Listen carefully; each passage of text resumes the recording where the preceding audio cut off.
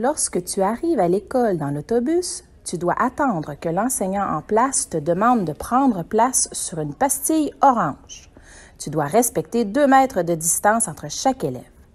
Tu dois attendre que celui devant toi avance avant de changer de pastille jusqu'à ton entrée dans l'école. Tu dois ensuite te diriger sur une pastille blanche et avancer de pastille en pastille jusqu'à prendre ta place sur une pastille de la couleur de ta porte d'entrée. Il faut bien te rappeler les pastilles qui représentent ta porte d'entrée. Ensuite, un adulte va te demander tranquillement d'avancer jusqu'à ce que ce soit ton tour de passer à la porte.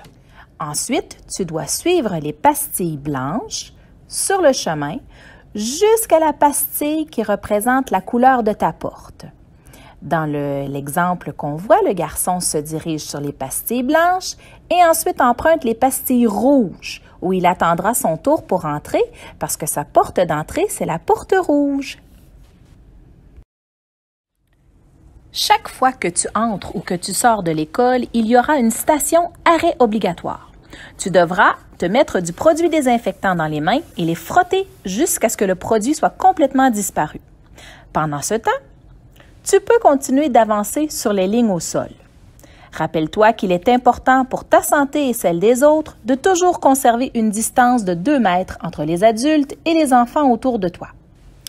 De plus, pour te déplacer, tu adopteras une nouvelle position qu'on appelle la position COVID, avec les mains croisées devant toi. Ça te rappelle de ne pas toucher aux rampes et aux casiers. Au sol, il y a des indications qui te montrent où marcher. Il faut bien suivre les lignes et le sens des flèches pour se déplacer. Elles te permettent de bien garder ton 2 mètres de distance, surtout si tu croises une personne en chemin.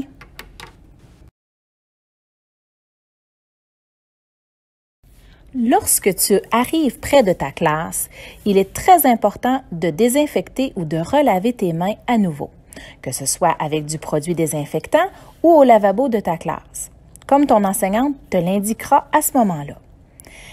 Une fois dans la classe, tu t'installes à ta place, sans toucher aux autres objets, et tu déposes tes effets personnels près de toi, sous ton bureau, comme Mme Cathy le montre dans la vidéo. Au moment de la collation, ou du dîner, il faut à nouveau laver nos mains avant et après.